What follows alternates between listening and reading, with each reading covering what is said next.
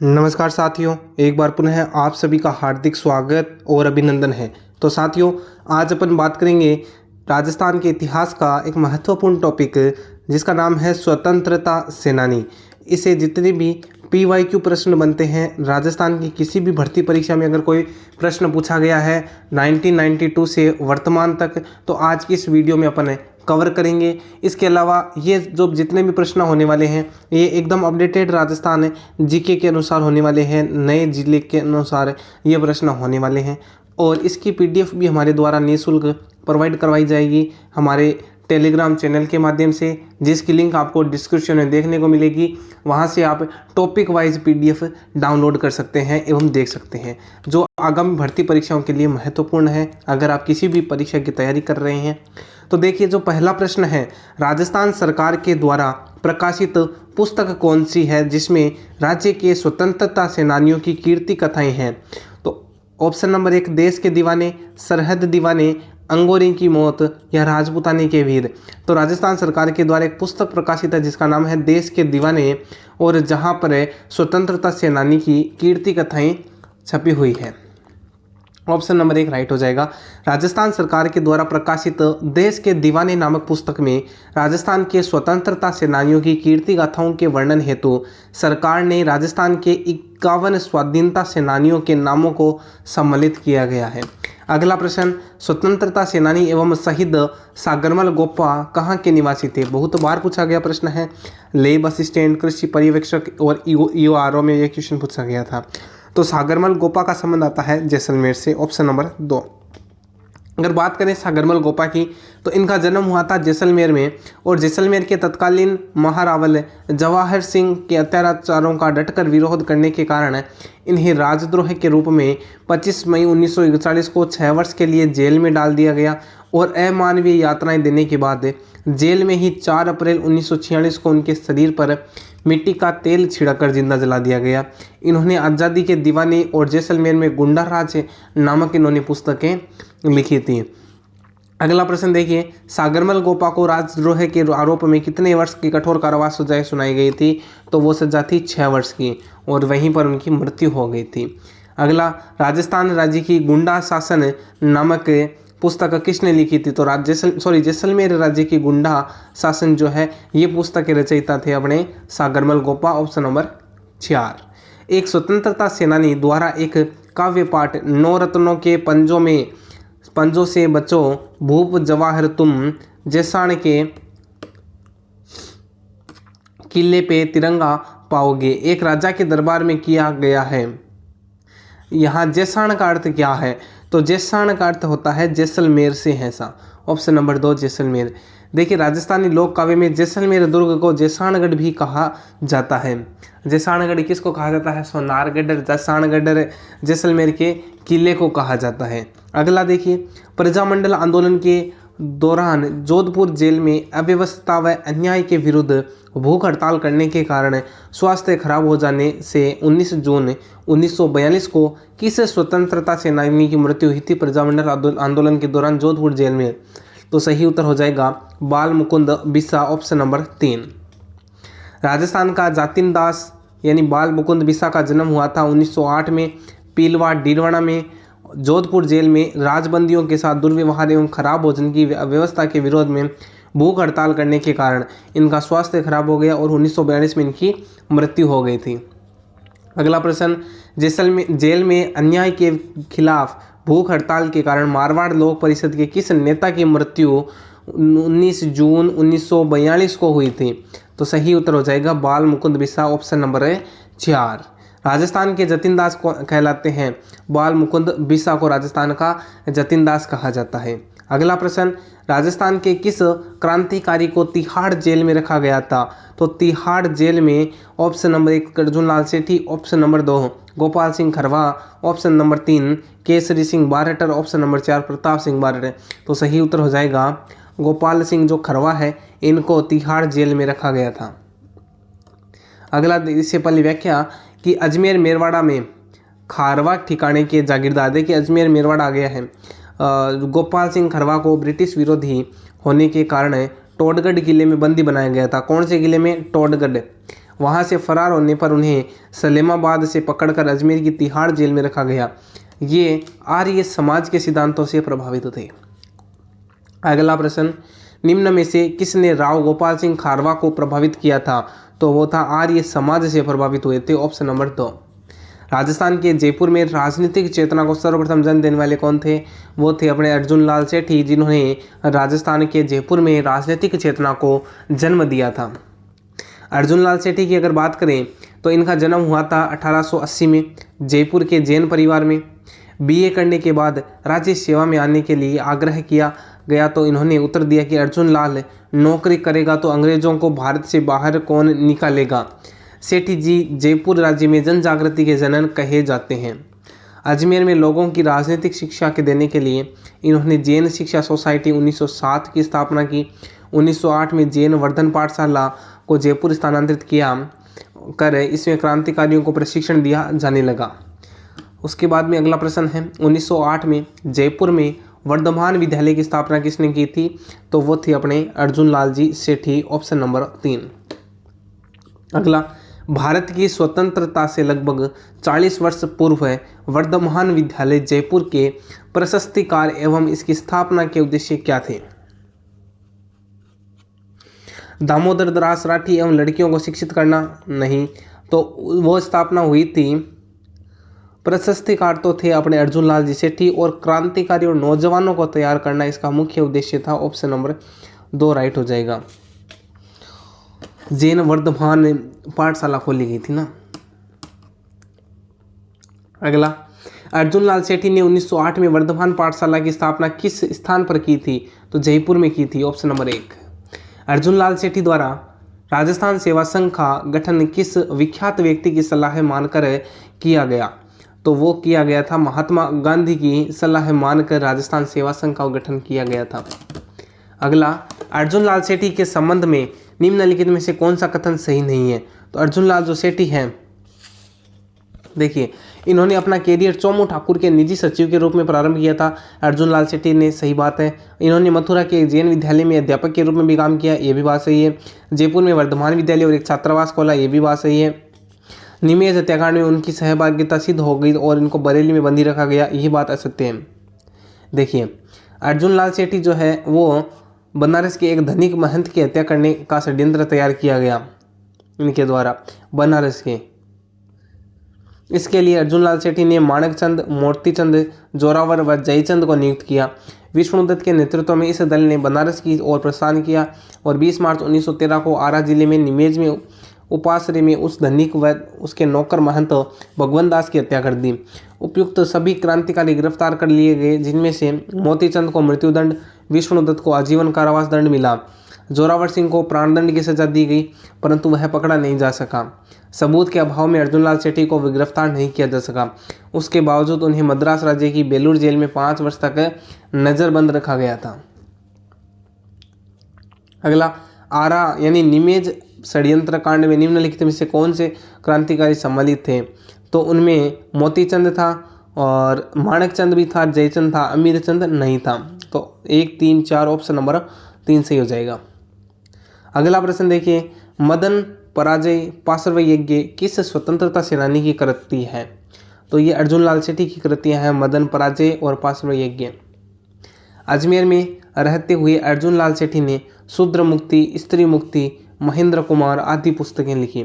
मद्रास की वेल्लूर जेल में इन्होंने 70 दिन का अनशन किया, जो देश के राजनीतिक इतिहास में पहला अनशन माना जाता है जो इन्होंने किया था अर्जुन लाल सेठी ने। मदन पराजय, पार्श्व यज्ञ इनकी प्रमुख कृतियां हैं। अगला, निम्न में से कौन शूद्र मुक्ति पुस्तक के लेखक माने जाते हैं? अर्जुन लाल सेठी।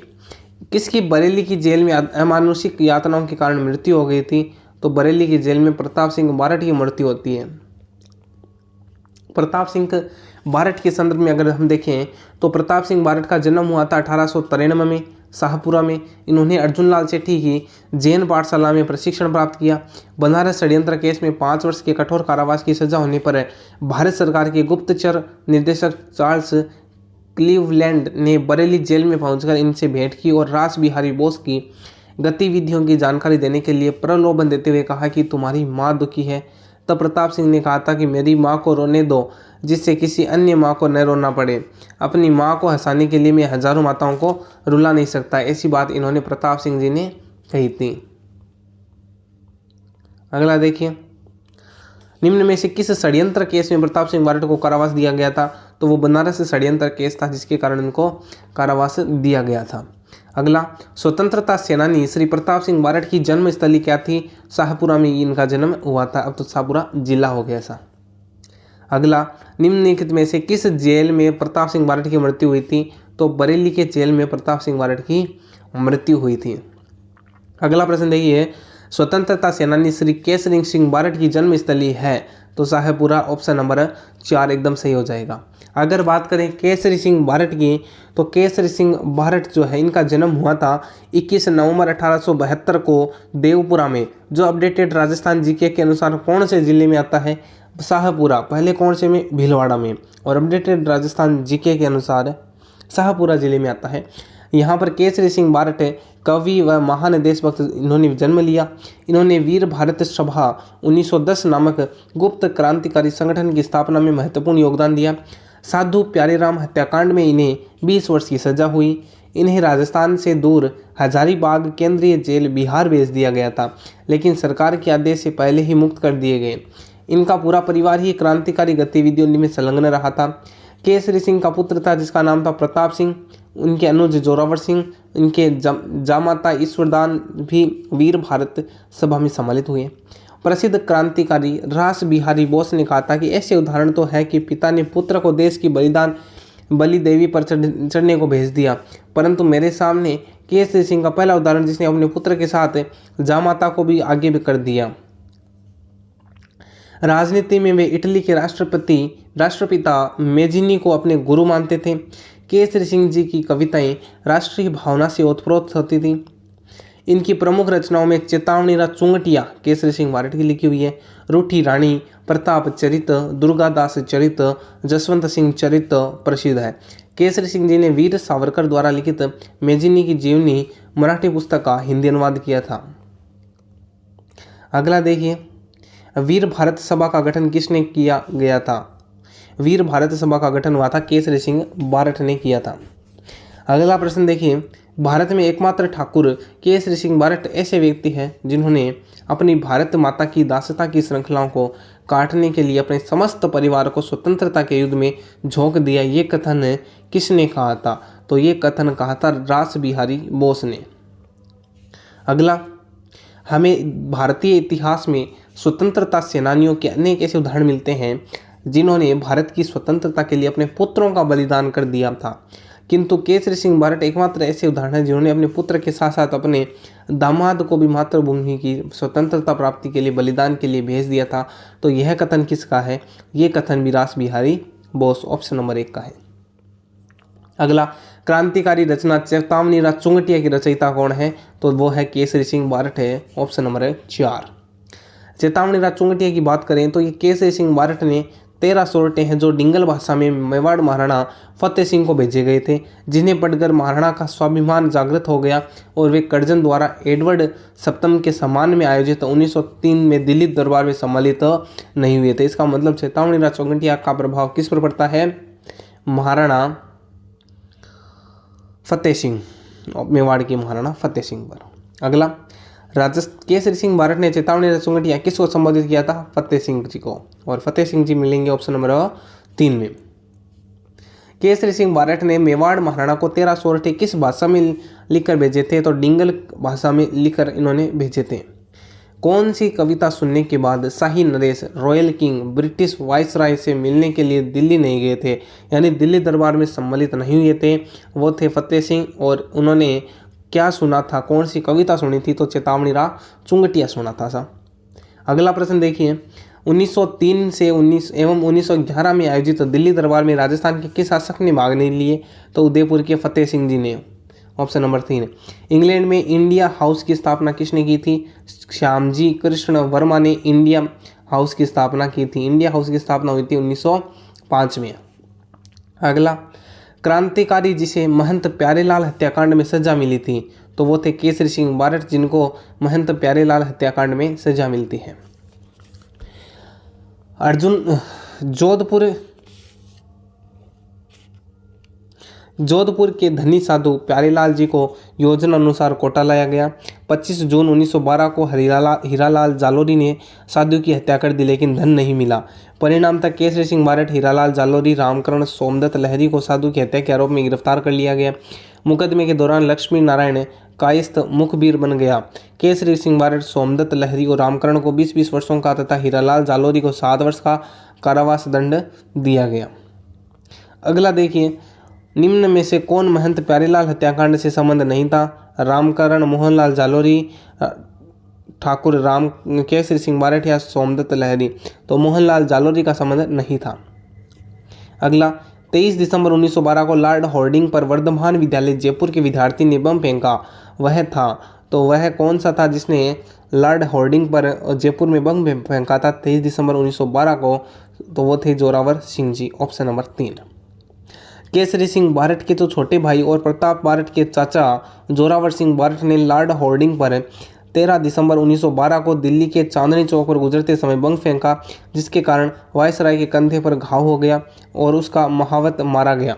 जोरावर सिंह बारठ अपने जीवन काल में पकड़े नहीं जा सके, पूरे जीवन भूमिगत होकर अमरदास बैरागी के रूप में घूमते रहे थे।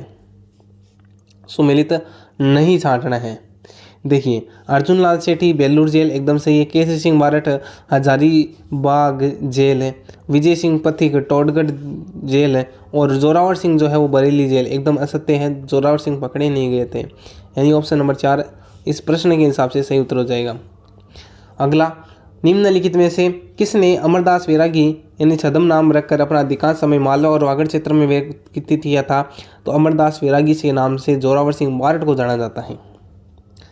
अगला, निम्न में से कौन सा क्रांतिकारी आजीवन अंग्रेजों की पकड़ में नहीं आया था? तो वो थे अपने जोरावर सिंह जी। चिड़ावा का गांधी किसे कहा जाता है? देखिए, चिड़ावा का गांधी वो कहा जाता है मास्टर प्यारेलाल गुप्ता को चिड़ावा का गांधी कहा जाता है। सीकर की तरह शेखावाटी के अन्य जागीरदार भी किसानों पर अत्याचार करने में पीछे नहीं रहे। 1922 में मास्टर प्यारेलाल गुप्ता ने चिड़ावा में अमर सेवा समिति की स्थापना की। मास्टर प्यारेलाल गुप्ता उत्तर प्रदेश के अलीगढ़ जिले के रहने वाला था और चिड़ावा गांधी इनको कहलाया गया था। अब देखिए, स्वतंत्रता सेनानियों में गांधीन उपनाम एक दृष्टि में। बागड़ का गांधी किसे कहा जाता है? भोगीलाल पांड्या को। वैसे बागड़ वैसे भुआ। राजस्थान का गांधी गोकुल भाई भट्ट को। गांधी जी की मानस पुत्री श्रीमती सत्यभामा बूंदी से। गांधी जी का पांचवा पुत्र जमनालाल बजाज। चिड़ावा का गांधी मास्टर प्यारेलाल गुप्ता। अगला, महात्मा गांधी के पुत्र के उपनाम से प्रसिद्ध है? तो महात्मा गांधी का पुत्र पांचवा पुत्र जमनालाल बजाज को माना जाता है, ऑप्शन नंबर 2। देखिए, गांधी जी के पांचवें पुत्र के रूप में विख्यात जमनालाल बजाज का जन्म 4 नवंबर 1889 को काशी का बास सीकर में हुआ। वे हरिजनों द्वारा वर्धा के प्रयत्नशील रहे। बजाज ने अंग्रेजों से प्राप्त राय बहादुर उपाधि को लौटाकर अपने देश प्रेम का परिचय दिया था। निम्नलिखित में से कौन एक भरतपुर राज्य के स्वतंत्रता आंदोलन के नेता थे? तो भरतपुर राज्य से किशनलाल जी जोशी थे स्वतंत्रता आंदोलन के नेता। भरतपुर से श्री किशनलाल जी जोशी के प्रयासों से जन जागृति आंदोलन चला। उन्हीं के प्रयासों से दिसंबर 1938 में भरतपुर प्रजामंडल की स्थापना हो सकी थी। अगला प्रश्न देखिए, 1930 के दशक में भरतपुर में राजनीतिक जागृति का श्रेय किसको दिया जाता है? सही उत्तर हो जाएगा किशनलाल जी जोशी को दिया जाता है, ऑप्शन नंबर 1 सही हो जाएगा। साथियों, आज के लिए इतना ही, मिलते हैं नेक्स्ट क्लास में। तब तक के लिए जय हिंद, जय भारत। आपका दिन शुभ रहे।